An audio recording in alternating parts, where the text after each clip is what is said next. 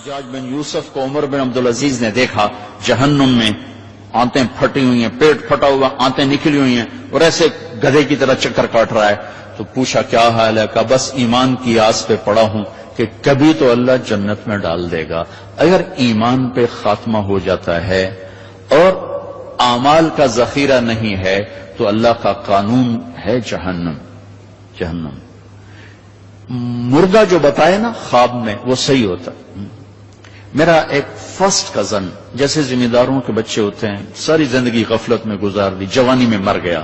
بس وہ نمازیں اس نے پڑھی جو کبھی میں کھینچ کے مسجد میں لے گیا، یا پھر عید کی 2 نمازیں، اس کے علاوہ مجھے یاد نہیں. تو میں نے خواب میں دیکھا، میں نے کہا کیا حال ہے؟ تو اس نے کہا آگ کے تندور میں ہوں، آگ کے تندور میں ہوں. اب میرا تو خون، میرا تو چاچے کا تائے کا بیٹا، مجھے تو آگ لگ گئی. میں اس کے لیے پڑھنا شروع کیا، پھر حج کا انتظام کیا. تو حج کے بعد جب واپس آیا تو پھر مجھے نہیں خواب آیا، ایک اور ساتھی کو خواب آیا کہ طارق میاں سے کہو تمہارا تحفہ مجھے مل گیا، وہ جو میں نے حج کروایا اس کی طرف سے. تو اللہ تعالیٰ کا فضل ہے کہ اس نے یہ بھی رکھا اس امت کے لیے کہ مرنے والوں کے لیے ایصال ثواب کرتے رہو تو ان کی بخشش کے سامان بن جاتے ہیں. تو اگر ایمان ہے اور عمل نہیں ہے تو سیدھا جنت میں نہیں جائے گا، وایا ہو کر جائے گا. اور اعمال میں میرے عزیزو، میں نماز کی پہلے تھوڑی بات کی تھی، روزے گرمی میں میرا اور آپ کے صبر کا امتحان ہے، میرے آپ کے عشق کا امتحان ہے کہ ہم اللہ کے لیے کتنی بھوک برداشت کرتے ہیں اور اللہ کے لیے کتنی پیاس کو برداشت کرتے ہیں. ہمارا روزہ تو شام کو کھل جائے گا، لیکن میرے نبی کی اولاد نے 72 گھنٹے کا روزہ رکھا تھا اور پیاسے ہی ذبح ہو کے اللہ کے پاس چلے گئے تھے.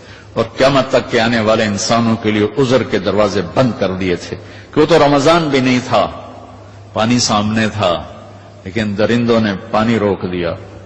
حسینی قافلے کی بات کر رہا ہوں. اور چھوٹے 2 سال کے معصوم بچے سے لے کر حسین عالی مقام تک سارے گھر گھرانے نے 72 گھنٹے نہ پانی کا قطرہ نہ روٹی کا لقمہ، اور اسی بھوک پیاس میں اللہ کی بارگاہ میں حاضر ہو گئے اور امت کو پیغام دے گئے. عاشق ہوں میں عشق کماں میں دل رکھیں وانگ پہاڑوں ہو، سہ سہ بدیاں ہزار علامیں کر جانے باغ بہاراں ہو. منصور جے چپ سولی دیتے جڑے واقف کل اسراراں ہو. سجدیں سر چائیں نبا ہو توڑے کافر کہن ہزاراں ہو. عاشق سوئی حقیقی جڑا قتل معشوق دے مننے. سر نو جوڑے تے مکھ نہ موڑے پمیں 100 تلواراں کھنے. سچا عشق حسین علی دبا ہو سر دیتے تے راز نہ بھننے. یہ پیغام دے کر گئے.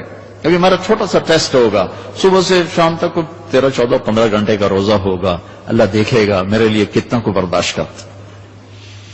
تو اللہ نے ہمیں اپنی بخشش اپنے خزانوں سے دلانے کے لیے نماز دی، روزہ دیا، زکوٰۃ دی، حج کے اعمال دیے. حج زندگی میں 1 دفعہ، زکوٰۃ سال میں 1 دفعہ، روزہ سال میں 1 مہینہ، اور نماز دن میں 5 دفعہ، دن میں 5 دفعہ. اور آپ نے فرمایا کہ میری آنکھوں کی ٹھنڈک نماز ہے. اور اللہ نے آسمان پہ بلا کے 50 نمازیں دی. 50. اللہ کو پتا ہے 5 دینی ہے، اللہ کو پتا ہے انہیں 5 نہیں پڑھنی ہے، 50 کی تو پڑھنی ہے، ٹھیک ہے، نہیں اللہ 50 دے رہا ہے. اور میرے نبی کا مقام رضا ہے، تسلیم ہے. میرے نبی نے نہیں عرض کی یا اللہ اب یہ 50 کیسے پڑھیں گے؟ کہ ٹھیک ہے میرے رب میں راضی ہوں. واپسی ہو گئی. جب اللہ میں نے یہ کہیں پڑھا نہیں واضح کر دوں، لہذا میری بات غلط بھی ہو سکتی ہے 100%، اور ٹھیک ہونے کا بھی امکان موجود ہے. کہ جب اللہ پاک نے دیکھا کہ میرا نبی تو تسلیم اور رضا پہ وہاں پہنچ گیا ہے کہ سوال ہی نہیں کیا کہ یا اللہ انہیں 50 کتوں پڑھنی ہے، تو انہوں نے موسیٰ علیہ السلام کو آگے کھڑا کر دیا. ہوگا میں اس لیے کہتا ہوں کہ میرے پاس اس کا کوئی ثبوت نہیں، میرا اپنا ذاتی ایک ذوق. آگے 6 آسمان پہ موسیٰ علیہ السلام کھڑے تھے. یا رسول اللہ ملاقات کیسی رہی؟ کہ بڑی اعلیٰ. کیا ہوا؟ کہ 50 نمازیں. ان کو تو کہیں پڑھنی ہی لے، واپس جاؤ تھوڑیاں کراؤ. اب یہ 6 آسمان، یہ 7واں، یہ سدرۃ المنتہا، یہ فاصلے کوئی نہیں جانتا اللہ کے سوا، بے شمار ہیں، لیکن یوں طے ہو رہے تھے، لیکن فاصلہ تو ہے.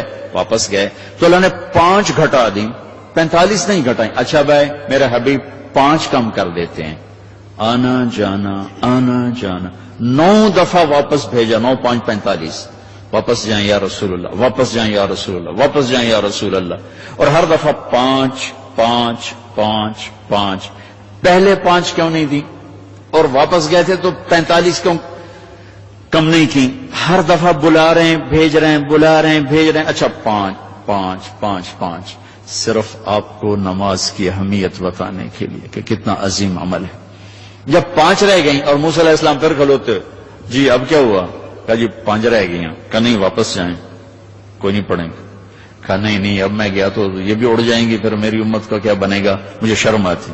کہا یا رسول اللہ ایک بات بتاؤں کیا؟ میری امت پہ 2 نمازیں فرض تھیں، بنی اسرائیل 2 نمازیں تھیں، فجر کی 2 رکعت اور عصر کی 2 رکعت، باجماعت نہیں، انفرادی، رکوع کوئی نہیں، قیام سجدہ، تلاوت کوئی نہیں، تسبیح۔ قرآن میں آتا ہے ورکعی مرعکین، حضرت مریم کو وہ ورکعی سے مراد رکوع نہیں، جھکنا مراد ہے کہ جھکو اللہ پاک کے سامنے۔ رکوع ہمیں ملا، نماز میں تلاوت ہمیں ملی، اللہ اکبر ہمیں ملا۔ کسی امت کو اللہ اکبر نہیں ملا، کسی امت کو رکوع نہیں ملا، کسی امت کو تلاوت نہیں ملی، وہ اپنی کتاب کے حافظ نہیں ہوتے تھے۔ ہم اپنی کتاب کے حافظ ہوتے ہیں۔ ہمارا بچے سے لے کر بوڑھا، مرد سے لے کر عورت جو یاد کرنا چاہے، میرا شاگرد میرے یہاں مدرسہ میں اس نے 29 دن میں قرآن یاد کیا، صبح سے پارہ یاد کرتا تھا اور رات کو تراویح میں سناتا تھا۔ وہ چھٹیاں ہو گئی، لڑکے چلے گئے، وہ امریکہ سے تھا تو اس کا تو واپس جانے کا تھا نہیں، اور رمضان آ گیا، حافظ کا انتظام نہیں ہو سکا تو نے کہا جی میں سناؤں گا۔ وہ فجر سے مغرب تک 1 پارہ یاد کرتا اور عشاء میں تراویح میں سنا دیتا تھا۔ 29 دن میں اس نے پورا قرآن سنا دیا۔ تو اللہ نے ہمارے لیے قرآن ایسا آسان، ابھی وہ امریکہ میں ماشاءاللہ مدرسہ، پہلی امت ہے اپنی کتاب کی حافظ نہیں ہوتی تھی، یہ امت قرآن کی حافظ۔ حضرت عثمان رضی اللہ تعالیٰ عنہ حرم شریف میں داخل ہوئے اور اللہ اکبر کر کے نماز کی نیت باندھی اور سورہ بقرہ شروع کی۔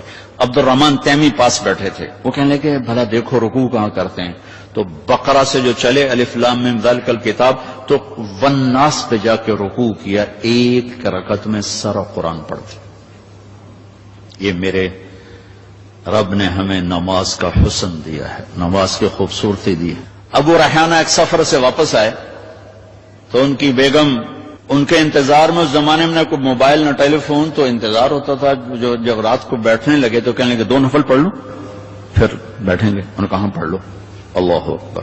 جو شروع ہوئے چلتے چلتے چلتے چلتے فجر کی اذان پہ جا کے 2 نفل ختم ہوئے تو کہنے لگے ابو ریحانہ اما لنا من کا نصیب، میرا کوئی حق نہیں تھا؟ کہنے لگے مجھے معاف کرنا، میں بالکل بھول گیا، مجھے یاد ہی نہیں رہا۔ کہنے لگے اللہ کے بندے، ایک کمرے میں بیٹھے ہوئے اور تم سفر سے واپس آئے ہو، انہوں نے کہا میں بھول گیا، سانو تو نمازیں تنگ کی رکھ دی، وچ نماز دے یاد آ رہی، اور ایک کمرے میں تمہیں یاد کیسے نہیں آئی؟